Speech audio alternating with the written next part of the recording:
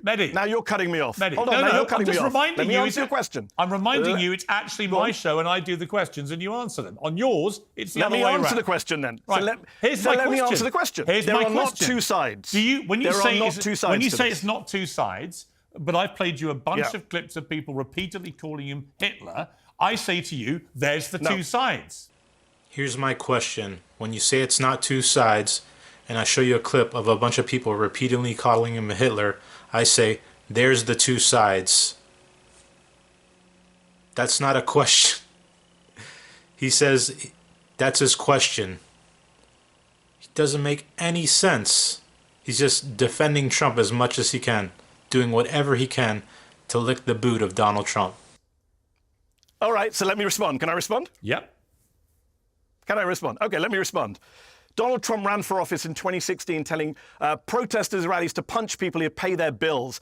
So if you see somebody getting ready to throw a tomato, knock the crap out of them, would you? Seriously. Okay? Just knock the hell. I promise you, I will pay for the legal fees. I promise. I promise. As president, he played a clip of a guy saying the only good Democrat is a dead Democrat. He said to the Proud Boys, stand back and stand by. He called Nazis at Charlottesville. No, let me finish. You're interrupting me, Piers. I need to finish my sentence if you get to finish yours. Remember, he never even asked him a question.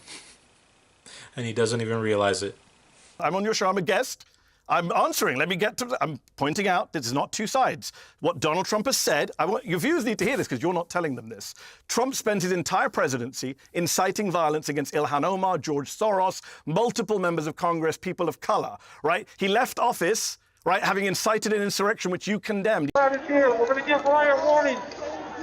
We're going to try to get compliance, but this is now effectively a riot. 49 hours declaring it a riot. 5 to 50 be advised, Capitol Police 1 advised they're trying to breach and get to the Capitol.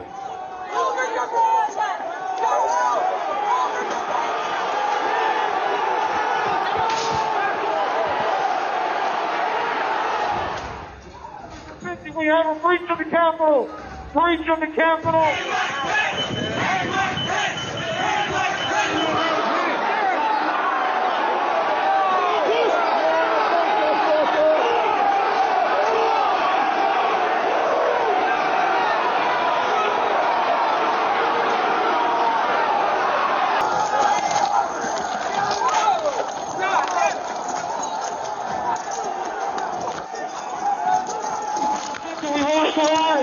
We lost the line! All MPDs step back! All MPDs step back up to the upper deck! All MPDs step back to the upper deck!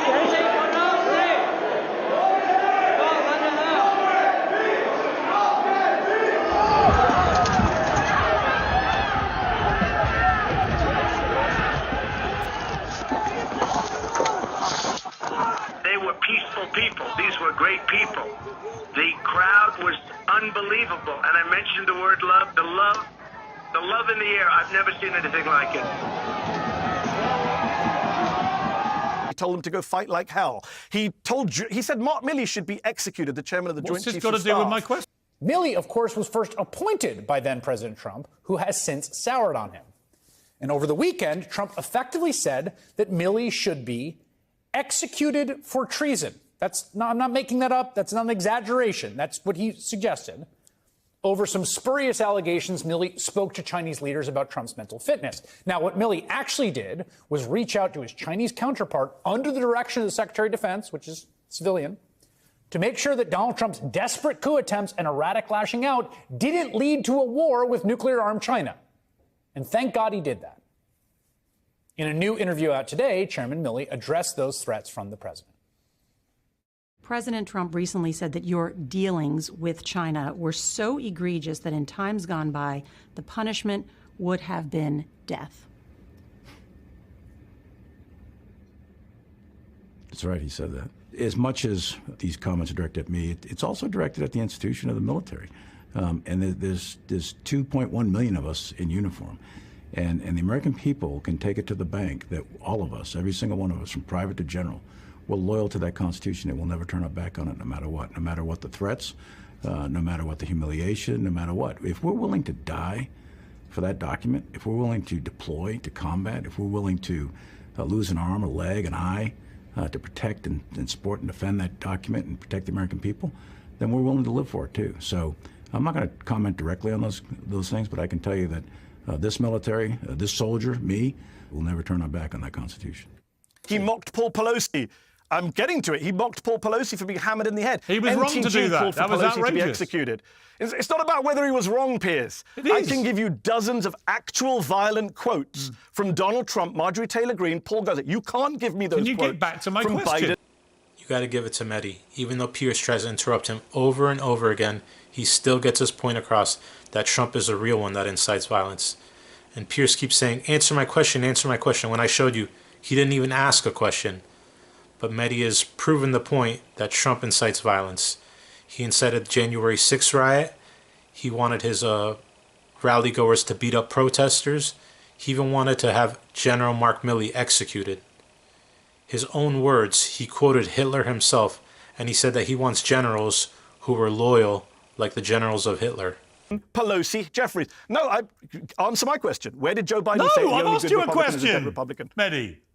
But it's not both sides, Piers. You can't deflect, Piers. The viewers are watching. Your side Where has did literally Biden or spent 8 Harris? years calling him Hitler. It's ridiculous to say there's no both sides. We've already discussed the Hitler point. Where have they Do you incited accept? violence? Let me Where ask did you Biden this. say go kill Please, people? You can't keep asking me No, questions. Piers, I'm not when letting this go. Sorry. General Mark Milley, he called for his execution. Can you point to me to a single Democrat who's called for a Republican execution? Let me ask you I'll again. wait. I won't interrupt you. Let me ask. No, I'm waiting, Piers. I'm Point me asking to a you the single questions, Mehdi. Democrat who's Mehdi. called for an execution. Mehdi, respectfully, it's my show. I ask the questions. Now listen, answer me this: if he is the new Hitler, as so many people have been calling him, would there be a moral justification in shooting him? Of course not. I'm not someone who advocates violence, Piers. The Republicans are, but you never asked them about it because you're supportive of the Republican deflecting, Party. Mehdi. As much as you like to Stick pretend to your you're side. above the fray. I'm not deflecting. I answered your question. I just said I don't support violence. The only people who support violence in American political culture are Marjorie Taylor Greene, Donald Trump, Paul Gosar, Ron DeSantis, the governor of Montana, who was convicted for assaulting a journalist. Trump praised him. Paul Pelosi was hammered by a guy who believed in election lie. Trump praised him. I mean, this is insane, Piers. There's one side that is inciting violence, praising violence, mocking violence. You have no problem with them. Instead, you obsess over journalists reporting accurately. Actually, that I Trump heard has the quoted president Hitler and praised Hitler. If you couldn't tell by now, Piers Morgan is just a partisan shill. He'll do whatever he can to protect the Republican Party and just bash the Democrats as much as he can. He doesn't care about fair reporting or the truth. He just wants to bash the Democrats and prop up the Republican Party.